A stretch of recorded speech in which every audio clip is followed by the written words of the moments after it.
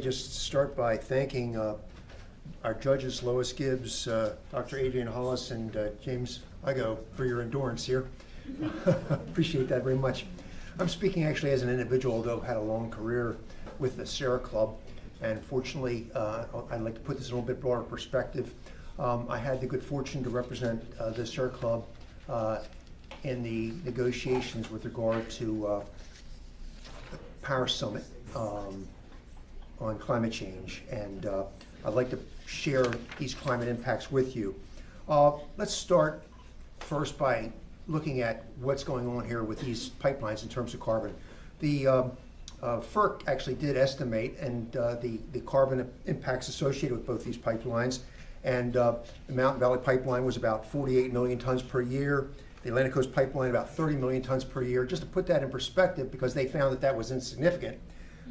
Currently, Dominion generates by their own emission 40 million tons per year, and the pipeline would add 30 million tons. That's a 75% increase in their total emissions. They don't plan to decrease their emissions.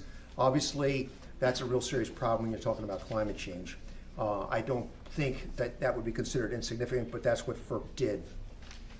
But the problem is even much larger than that, because as a practical matter, we've got 19 projects according to the Oil Change International report, just in Appalachia alone. Again, no effort by FERC to do any kind of cumulative analysis with respect to the carbon impacts on our ability to meet our obligations under the Paris Accord. The United States is actually a member, actually a party to the climate agreement, even though Trump administration has indicated its willingness to withdraw, its intentions to withdraw. But it's important to also recognize that the Accord, while it's a critical international agreement in achieving global climate security, it's based on climate science and the increasingly dire predictions with regard to the catastrophic impacts of runaway climate change reflected in the recent reports of the Intergovernmental Panel on Climate Change. These impact human society, and while many people here are rightly concerned with the local impacts, we need to look at this in the broader context of its impact with regard to climate change. Across Virginia, we experience droughts, severe weather. Hampton Roads is particularly vulnerable to sea level rise. But even if you look beyond that, you see that as a wealthy country, we do a pretty good job responding to it, although the poor generally are at disadvantage when responding to these disasters. But look a little bit further. Look to Puerto Rico and what's happening there. Look to Alaska, where entire villages of Native Americans, indigenous people, are being relocated inland because the sea ice has disappeared to protect them from the winter storms. Look at developing countries. Just for example, the global south, Bangladesh. 10 million people will be relocated in the next 10 to 20 years as a result of sea level rise. People who live right on the edge of survival, and they're going to have to relocate.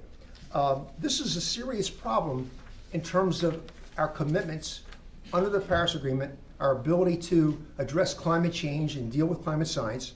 And it's interesting enough, when you think about the immigration issues that become a hot topic, that the lead climate scientist for Bangladesh basically said, these migrants, these millions of people that are going to have to relocate, have the right to move to the countries from which all the greenhouse gases are coming. Millions should be able to come to the United States. If you look at what's happening in Europe as a result of the dispute in Syria, which was in part result of severe droughts, probably associated with climate change, 1 million people on the move trying to go to Europe has literally given rise to right-wing parties taking a lead, anti-immigration parties, and really a lot of serious problems here. So, in summary, the United States and the world cannot ignore the growing environmental and social disruptions associated with climate change. For wealthy countries with the financial and technological capacity to transition to clean energy, there is no excuse and no justification for investing billions in fossil fuel infrastructure that will prolong our dependence on these dirty fuels when we need to move swiftly to reduce our greenhouse gas emissions for our own well-being and our own security. It is in our own self-interest as a nation to reduce our carbon pollution. We call upon the people of the world, we call upon the United Nations to condemn these actions of the Federal Energy Regulatory Commission and the Trump administration that will increase U.S. greenhouse gas emissions in contravention of the Paris Climate Accord and the United States' obligations under that agreement. Finally, justice cannot reach back in time to levy reparations on those of us today whose devotion to fossil fuel could consign future generations to poverty and insecurity.